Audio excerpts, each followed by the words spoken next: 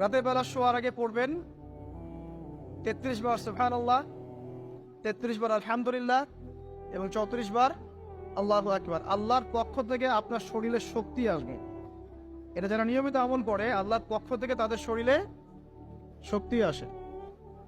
হ্যাঁ, কারণ এইটা রাসূল সাল্লাল্লাহু আলাইহি ওয়াসাল্লাম কাকে শিখিয়ে দিয়েছেন? তার মেয়ে ফাতিমা রাদিয়াল্লাহু আনহাকে।